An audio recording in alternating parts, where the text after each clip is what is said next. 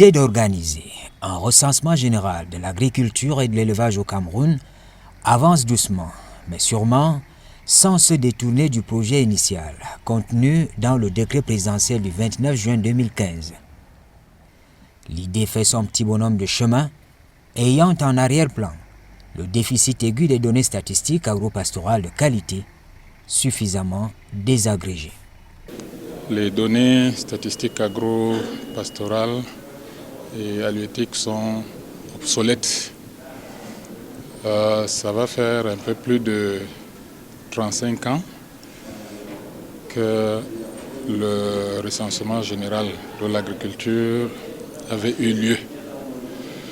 Donc après cette longue période, il s'avère capital donc d'actualiser la base de sondage, d'actualiser toutes les données statistiques afin de permettre une bonne planification, afin de permettre aux décideurs de prendre de bons engagements et afin de permettre aussi un bon suivi et évaluation. En fait, il faut dire qu'au niveau des services, des directions techniques des ministères impliqués, c'est-à-dire le MINADER et le MINEPIA, certes, il y a la DPCS, il y a la DESA, mais ces directions collectent au quotidien des données conjoncturelles, pas structurelles. Et le recensement vient chaque 10 ans pour fournir donc ces données structurelles. À la 8e session du Comité technique national, l'organe de pilotage du recensement général de l'agriculture et de l'élevage, session tenue à l'hôtel Montfeba Yaoundé, sous la coprésidence des ministres de l'Agriculture et de l'Élevage, on a évoqué le cadre institutionnel et organisationnel, les objectifs du recensement général de l'agriculture et de l'élevage institué par le président de la République. Comme vous le savez, le recensement général de l'agriculture et de l'élevage vise à produire les informations statistiques structurelles, fiables, pertinentes et suffisamment désagrégées sur toutes les exploitations agro-pastorales et leur environnement. Renforcer les capacités opérationnelles et techniques des cadres du ministère en charge de l'agriculture et du développement rural et du ministère en charge de l'élevage et des pêches et des industries animales, du moins ceux qui sont concernés par cette activité au niveau central et déconcentré. Mettre en place un système d'archivage des données et renforcer la plateforme de diffusion des données statistiques Contristat, terminal de données en ligne, et de contribuer à la mise en place d'un système permanent et intégré de statistiques agro-pastorales, dispositif qui fournira chaque année des données actualisées sur les prévisions de la production et les superficies agricoles, le cheptel et l'aquaculture, les revenus des ménages, leur situation alimentaire et nutritionnelle, les prix, etc.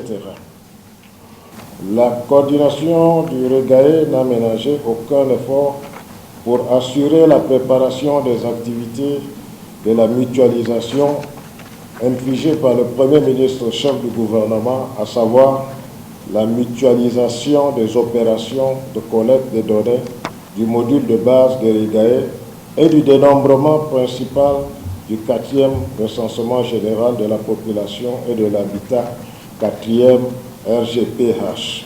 Cette coordination a pu combler le déficit en personnel et a pu promouvoir le bilinguisme à travers la signature d'une convention avec le Centre linguistique pilote de Yaoundé pour l'enseignement des langues officielles à tout le personnel du REGAE.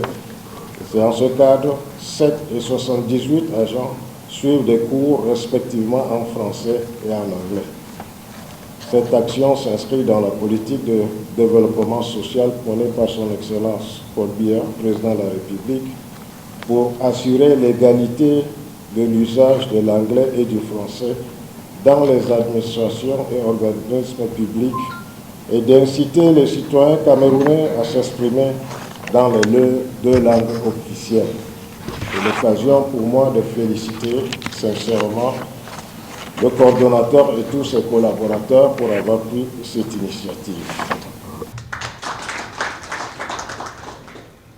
Dans la phase pratique, le recensement général de l'agriculture et de l'élevage va se dérouler au même moment que le 4e recensement général de la population et de l'habitat.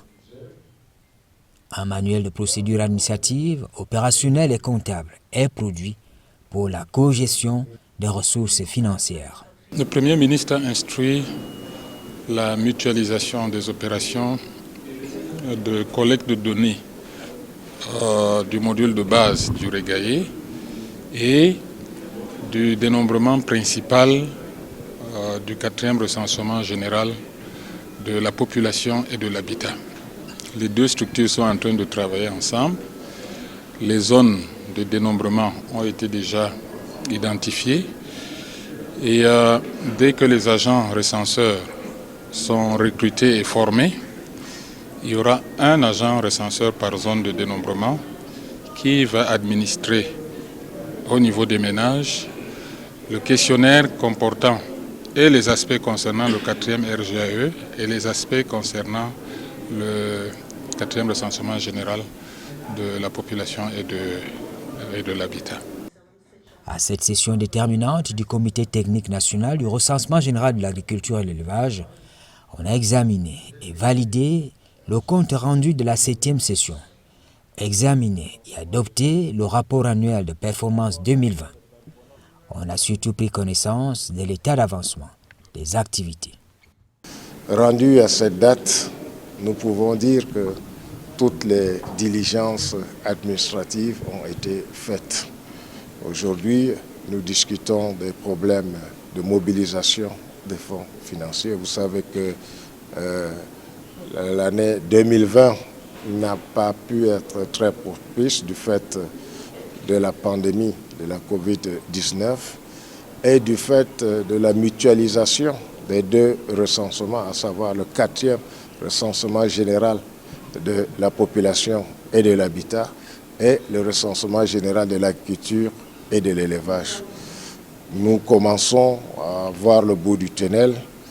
Une réunion sera présidée la semaine prochaine par le MINEPAT pour les dernières diligences financières et nous croyons qu'à partir de mars 2021, nous entrerons dans la phase active du recensement général qui va, nous le souhaitons, se concrétiser ou connaître son apothéose en juin-juillet par le dénombrement effectif.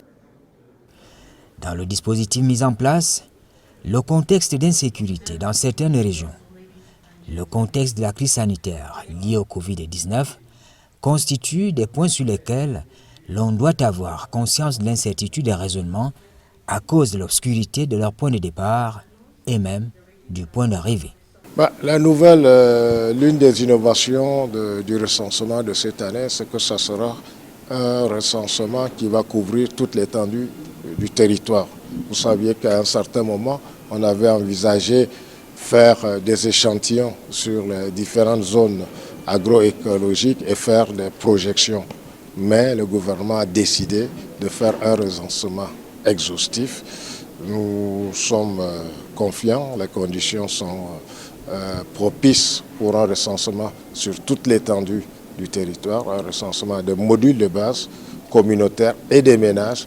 Et ça sera un outil important pour la prise de décision, pour la planification de notre pays.